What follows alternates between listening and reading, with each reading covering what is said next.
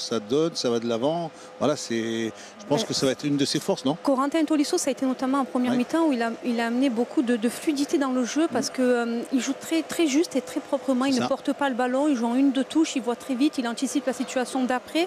Donc voilà, c'est vraiment un joueur qui a apporté énormément aujourd'hui. Il a fait le lien notamment entre justement Mikotadze, Fofana et ce double pivot derrière lui qui était Tessman et Morton.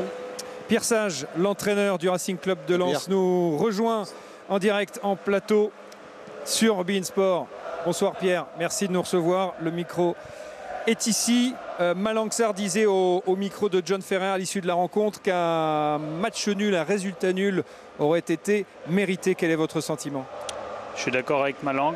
C'est vrai qu'on a eu quand même pas mal de situations, même si eux auraient pu mettre le 2-0 sur une attaque rapide.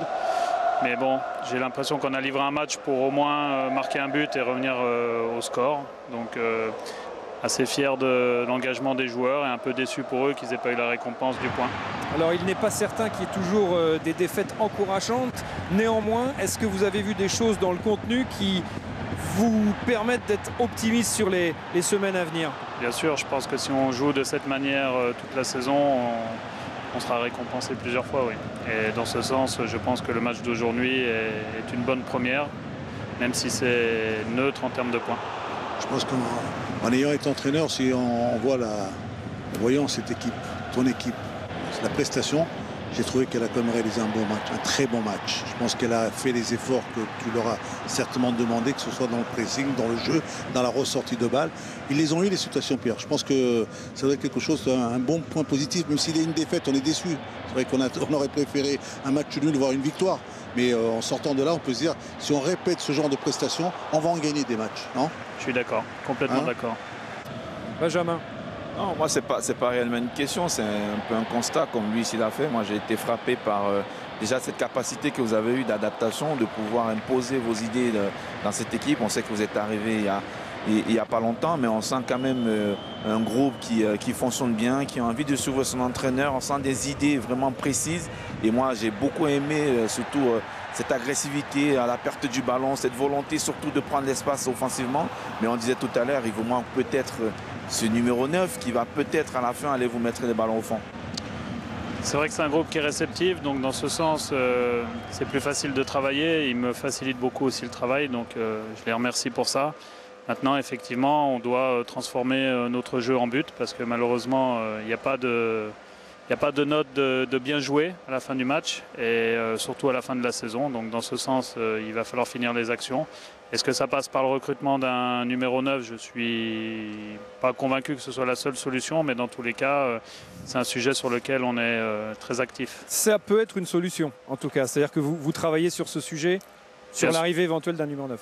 Bien sûr, et on veut aussi faire en sorte que le jeune qui a débuté le match ait du temps parce qu'on doit l'accompagner dans sa progression. Et malgré tout, il a montré de bonnes choses ce soir, même bien mieux que le match dernier, le match amical. Daniel Bravo a une question pour vous. Oui, Pierre, ça doit être d'autant plus rageant. J'imagine que ce but qui s'est déroulé, vous l'aviez anticipé, vous connaissez les Lyonnais par cœur. Et Fofana dans la profondeur, dans le dos de la défense, avec un centre pour Mikotadze, c'est du tableau noir, quoi. Donc ça doit être rageant pour vous, ça. En fait, ce qu'ils font, c'est qu'ils fixent Samson, Baïdou, Corentin Tolisso, voilà, fait dézoner Samson. Exactement.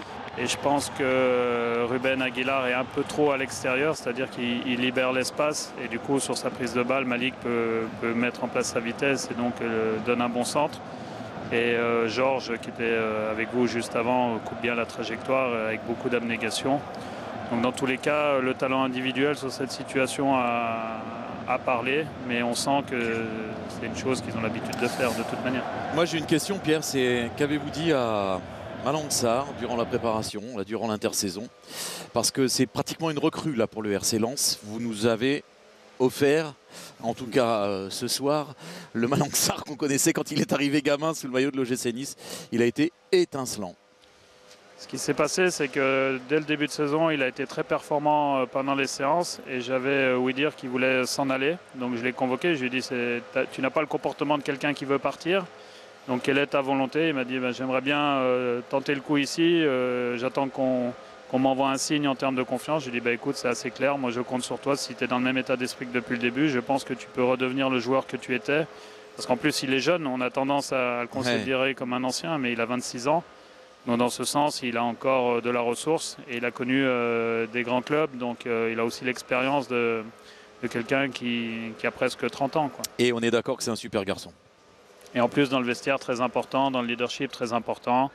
Pour l'instant, tout lui sourit, donc on va continuer à l'accompagner comme ça. Et lorsqu'il aura un moment de moins bien, on sera là aussi pour le soutenir et lui rappeler que ce n'est qu'un match parmi d'autres. Mais j'ai l'impression qu'il n'a jamais été aussi fort que ce qu'on a vu aujourd'hui. Il a été très bon aujourd'hui. Vous avez attendu la seconde période, Pierre, pour faire entrer Florian Thauvin. Qu'avez-vous pensé de sa première en match officiel avec le Racing? Je sentais que c'était le moment de redonner de l'énergie à l'équipe et surtout de la psychologie. Parce que j'ai l'impression qu'on n'attendait pas notre seconde mi-temps de la meilleure des manières. Et que ce soit pour nos joueurs, pour le public, son entrée fait du bien et je sais que ça impacte aussi l'adversaire. Donc à partir du moment où il a été sur le terrain, on a repris le lead de ce match et de cette deuxième mi-temps. Et il aurait pu nous aider à égaliser, mais malheureusement, au même titre que l'équipe, on n'a pas été assez efficace dans le déséquilibre et la finition pour mettre ce but qui nous aurait permis de revenir au score. À combien de temps vous estimez le temps de préparation pour qu'il soit à sa forme optimale et qu'il puisse faire des différences comme vous l'attendez? Après la trêve internationale, je pense qu'à partir du 4e match de championnat, il sera en mesure de jouer entre 75 et 90 minutes. Là, aujourd'hui, on l'a accompagné sur 35 minutes. Il en avait fait 25 la semaine dernière. Je pense qu'à partir de la semaine prochaine, il va être en mesure de jouer un petit peu plus d'une mi-temps. Et le match suivant, 1 heure. Donc, on avance pas à pas. Mais dans tous les cas, il travaille beaucoup et il a la volonté de remontrer à la France qu'il n'est pas champion du monde pour rien. En tout cas, les gens ici, les supporters lensois ne l'ont pas oublié. Il a eu droit à une ovation absolument exceptionnelle lors de son entrée. On le voit ici sur la pelouse et il est toujours sur la pelouse de Bollaert en train de bosser avec le préparateur physique. Une dernière question avant de vous libérer.